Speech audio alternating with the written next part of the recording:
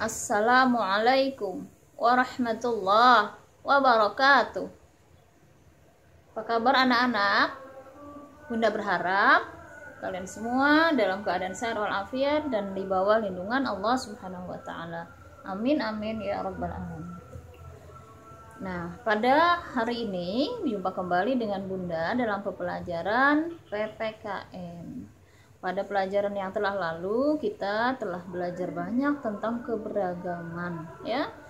Baik keberagaman di sekolah, di masyarakat, bahkan di keluarga. Nah, setiap manusia normal, ya, memerlukan orang lain dan hidup bersama-sama dengan orang lain untuk memenuhi berbagai kebutuhan hidupnya, ya. Nah, itu nanti akan kita bahas dalam pembelajaran ini. Tapi sebelumnya marilah sama-sama kita membaca doa Bismillahirrahmanirrahim dan berharap kepada Allah pembelajaran hari ini berjalan dengan lancar. Amin ya rabbal alamin. Anak-anakku sekalian, baiklah kita mulai. Pelajaran hari ini adalah masih mengenai keberagaman. Kalian pernah tidak mengamati keberagaman yang ada di kelas? Masih ingat dengan teman-teman yang ada dalam kelasnya? Nah, di situ ada nggak temanmu yang gemuk? Ada nggak temanmu yang kurus? Ada nggak temannya yang berambut keriting? Ada nggak yang berambut lurus? Nah, ada juga teman-teman yang terlahir dari keluarga kaya. Ada juga teman-teman yang terlahir dari keluarga yang sederhana. Itu adalah salah satu keragaman yang ada dalam kelas. Nah, walaupun beragam, apa yang harus kita lakukan? Tetap harus tolong menolong, ya. Saling tolong menolong itu sangat penting. Kenapa? Ya, untuk menumbuhkan kepedulian. Kepedulian itu artinya bersifat merasakan penderitaan orang lain, ya. Peduli dengan orang lain, ya. Tolong menolong itu dilakukan untuk kebaikan. Misalnya tolong menolong di dalam kelas itu, misalnya tolong menolong waktu mengerjakan tugas kelompok. Boleh nggak tolong menolong dalam hal keburukan? Boleh nggak? Nggak boleh, ya. Dalam keburukan tidak boleh tolong menolong. Kita tolong menolongnya cuma dalam kebaikan. Misalnya kalau ada teman yang mendapat kesusahan, kita tolong, ya. Kita perhatikan. Ada yang teman yang sakit, kita jenguk.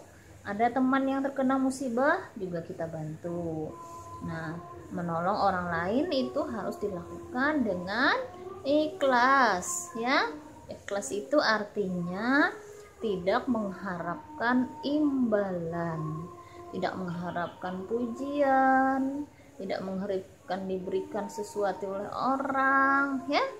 Nah, karena kita menolong orang lain itu juga sesuai dengan kemampuan kita sendiri.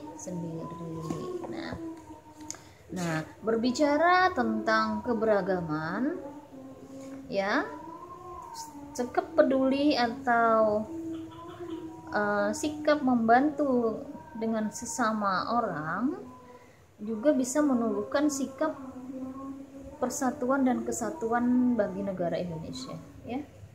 Nah, selain membantu sesama, banyak yang harus kita lakukan untuk memperkuat persatuan dan kesatuan negara Republik Indonesia ini. Salah satunya dengan menerapkan sikap bertoleransi terhadap warga masyarakat yang berbeda suku dan agama. Toleransi itu apa, ya? Toleransi itu adalah sikap menghargai orang lain yang berbeda dengan kita, ya. Nah, berbeda dengan kita, berbeda agama, berbeda suku, ya, berbeda kebiasaan dan lain sebagainya. Tetapi dalam toleransi ada hal-hal atau batasan dalam agama Islam. Toleransi hanya sifatnya toleransi dalam hal kemasyarakatan. Dalam agama tidak ada toleransi, artinya misalnya kalau mereka atau yang berlainan agama dengan kita beribadah, kita ikut ibadah dengan mereka, nggak boleh. itu bukan toleransi namanya, ya. Ingat, itu tidak boleh, ya. Itu sudah di luar toleransi. Itu artinya kita sudah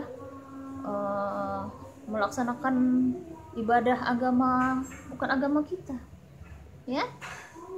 Terus misalnya ikut-ikutan merayakan hari rayanya orang yang bukan Islam, itu juga bukan toleransi, ya.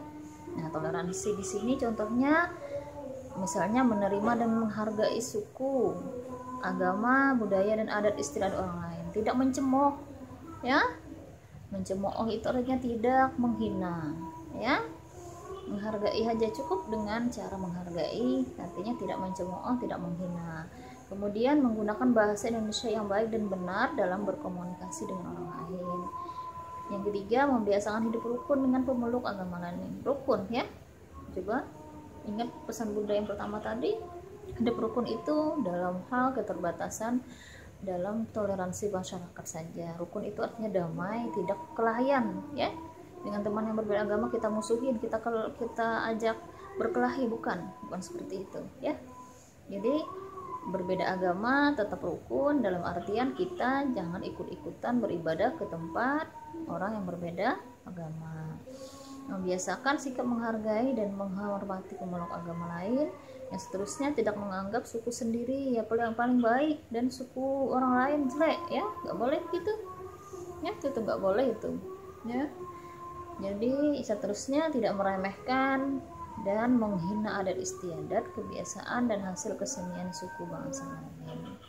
Nah, toleransi yang boleh kita lakukan, mungkin ini adalah contoh-contohnya saja. Banyak toleransi yang di masyarakat yang harus kita lakukan agar masyarakat kita menjadi masyarakat yang damai, aman, tentram, sehingga negara kesatuan Republik Indonesia, di bawah persatuan dan kesatuan Republik Indonesia, bisa terjalin dengan harmonis dan baik. Negara kita akan tetap kokoh, ya, tidak mudah diadu domba karena masyarakatnya bisa hidup dengan damai dan rukun, ya.